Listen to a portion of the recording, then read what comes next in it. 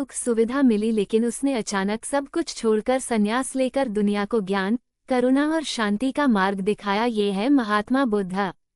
563 BC Shakya वंश की पुण्यभूमि Lumbini one में एक दिव्य बालक का जन्म हुआ। नाम था सिद्धार्थ। उनके पिता कपिलवस्तु के प्रतापी शासक राजा शुद्धोधन थे और माता थी रानी महामाया। ज्योतिषियों ने भविष्यवाणी की, या तो वह महान सम्राट बनेगा या महान संत। राजा ने तय किया, बेटा सिर्फ सम्राट बनेगा।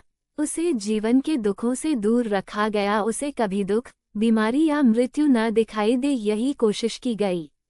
सिद्धार्थ बड़े हुए वे बड़े बुद्धिमान, सौम्य और विचारशील थे।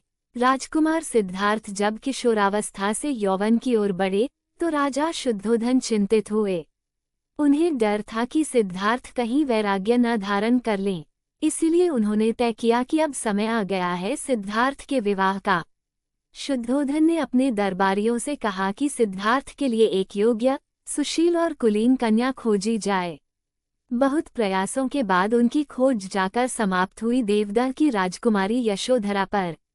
यशोधरा कोलिया वंश की राजकुमारी थीं। उनके पिता का नाम था राजा सुप्रबुद्ध, जो देवदह नगरी के शासक थे। यशोधरा न केवल रूपवती थीं, बल्कि विदुषी, शालीन और धर्मनिष्ठ भी थीं। विवाह का आयोजन शाक्य और कोलिया वंशों के बीच पहले से ही वैवाहिक संबंध प्रचलित थे, इसलिए सिद्धार्थ और यशोधरा का विवाह बड़े हर्षोल्लास और वैभव से संपन्न हुआ। विवाह के बाद सिद्धार्थ और यशोधरा कुछ वर्षों तक महल में सुखपूर्वक रहे।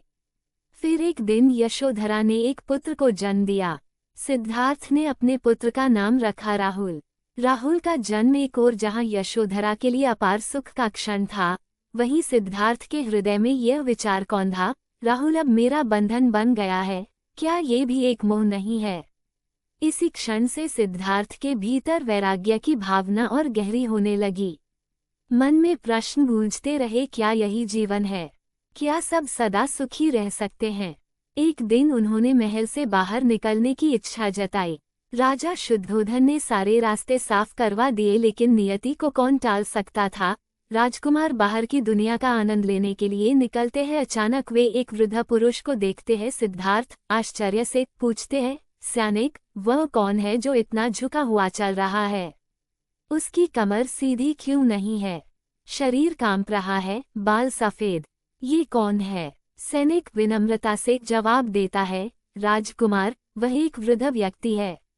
उम्र बढ़ने पर शरीर दुर्बल हो जाता है, शक्ति छिन जाती है। ये हर व्यक्ति के साथ होता है। एक दिन हम सभी वृद्ध हो जाते हैं। सिद्धार्थ चौंकते हुए पूछते हैं, तो क्या मैं भी कभी ऐसा हो जाऊंगा? सैनिक सहज भाव से बोलता है, जी हाँ राजकुमार, ये समय की चाल है, इससे कोई नहीं बचता। सिद्धार्थ का चेहरा गंभीर हो जाता है। रथ आगे बढ़ता है। एक व्यक्ति कराह रहा है। सिद्धार्थ फिर पूछते हैं, सैनिक, वह कौन है? उसका शरीर कांप रहा है, चेहरा पीला है, ऐसा क्यों? सैनिक बताता है, वह रोगी है राजकुमार। जब शरीर में विकार आ जाता है तब ऐसी पीड़ा होती है। ये रोग किसी को भी हो सकता है, राजा हो या रंक। सिद्धार्थ धीरे से पूछते हैं, तो ये शरीर इतना भी स्थायी नहीं?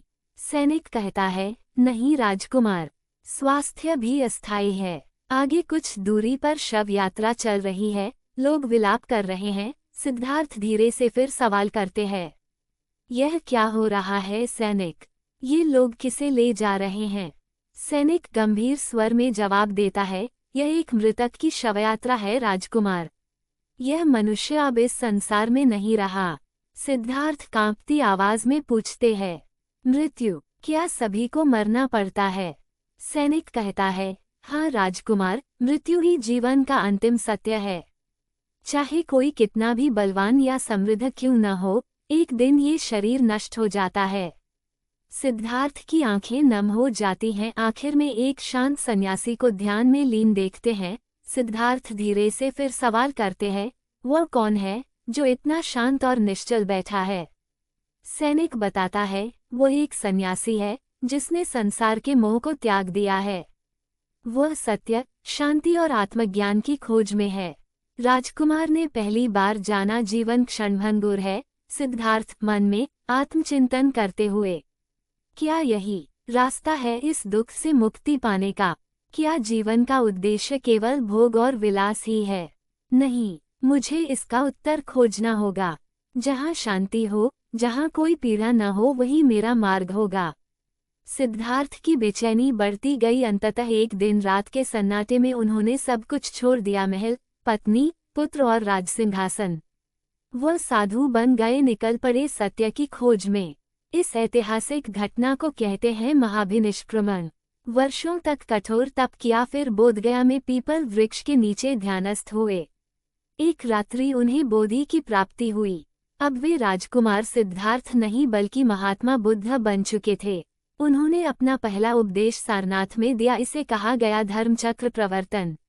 उन्होंने कहा, जीवन दुखमय है, लेकिन दुख से मुक्ति संभव है। 4 आर्य सत्य और अष्टांगिक मार्ग का उपदेश दिया। उनकी करुणा से हजारों लोगों का जीवन बदल गया। महात्मा बुद्ध का जीवन हमें सिखाता है, असली सुख बाहर नहीं, भीतर है। संघर्षों से गुजरकर ही आत्मज्ञान की राह मिलती है। क्या आप भी उस शांति की खोज में हैं? अगर आपको ये कहानी प्रेरणादायक लगी हो तो वीडियो को लाइक और शेयर करें। ऐसी और ऐतिहासिक कहानियों के लिए चैनल को सब्सक्राइब करें।